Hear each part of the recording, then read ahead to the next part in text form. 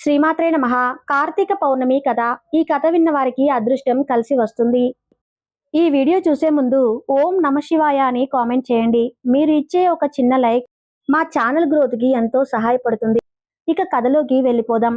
కార్తీక పౌర్ణమి అత్యంత పవిత్రమైన రోజు.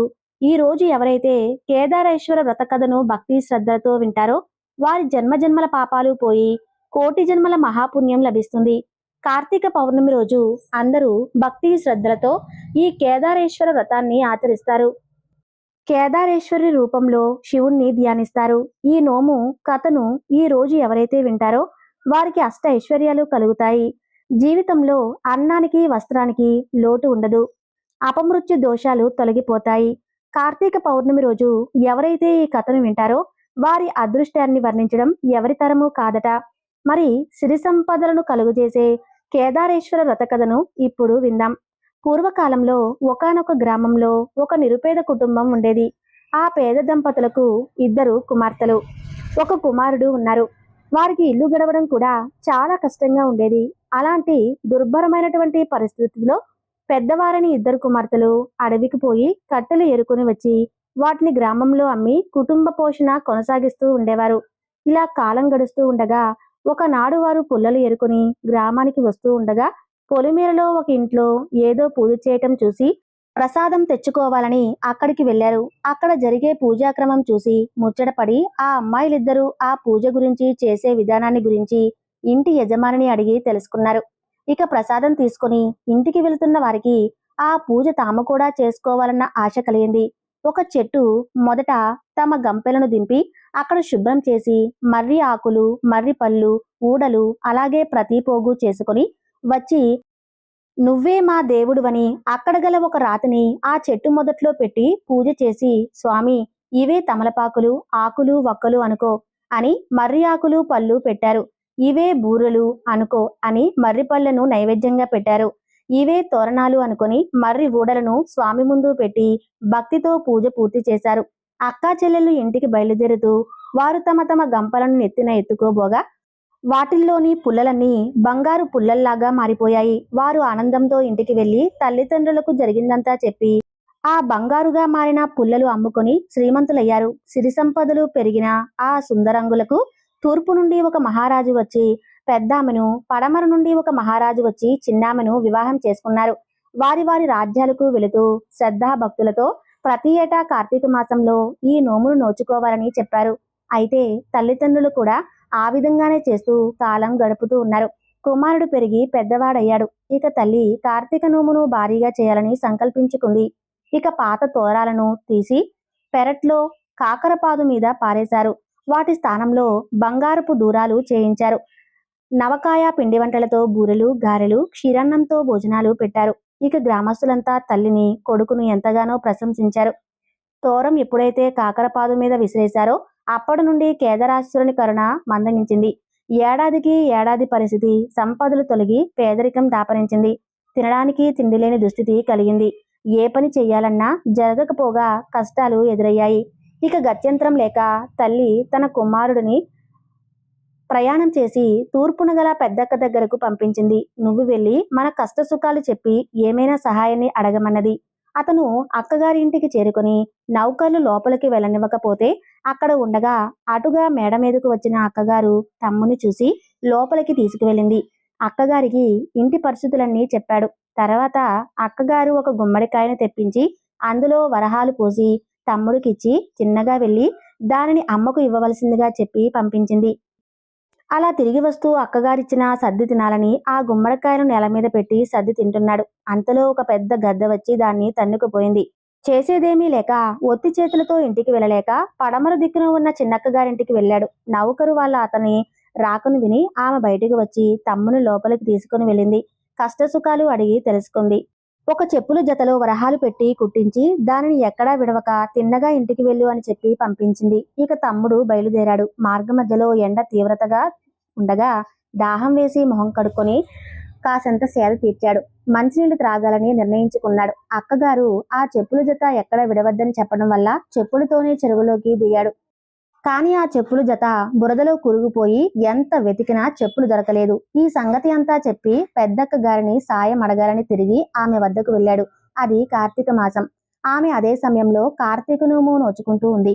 తమ్ముడు చెప్పిందంతా విని ఆడంబరంగా నోము నోయడం వల్లే తన పుట్టింటికి దరిద్రం తాండవించిందని గ్రహించి ఇక అక్కడే తమ్ముడు చేత ఆ నోము నోయించి ఆడంబరం కాదు నాయనా ముఖ్యమని చెప్పి ఇంటికి వెళ్లి కేదరా నోము నోయండి అని చెప్పి కొంత డబ్బు ఇచ్చి పంపించింది. అతను ఇంటికి తిరిగి వస్తుండగా గద్ద ఎత్తుకెళ్లిన గుమ్మడికాయ తాను ఇంతకు ముందు విడిచిన చోట కనిపించింది.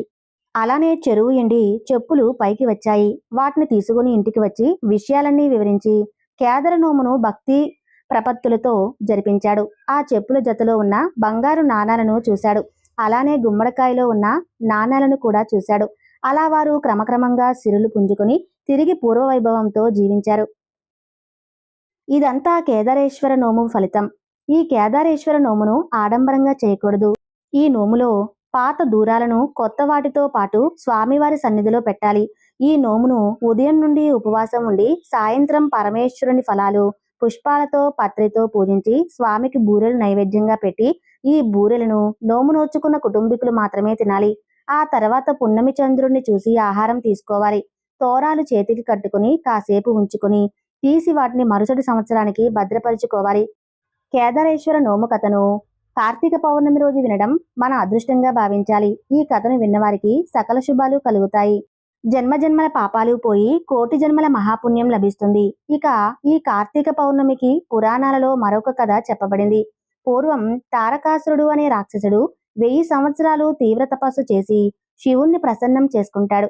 ఆ తరువాత శివుడు అతని ముందు ప్రత్యక్షమై ఏం వరం కావాలో కోరుకోమంటాడు. అప్పుడు తారకాసురుడు ఈ లోకంలో మీ ద్వారా కలిగిన సంతానం తప్ప నన్ను ఎవరూ చంపకూడదని వరం కోరుతాడు. శివుని భార్య అయిన సతీదేవి సంతానం లేకుండా మరణించిందని శివుడు మళ్లీ వివాహం చేసుకోడని ఆ తారకాసుడికి తెలుసు.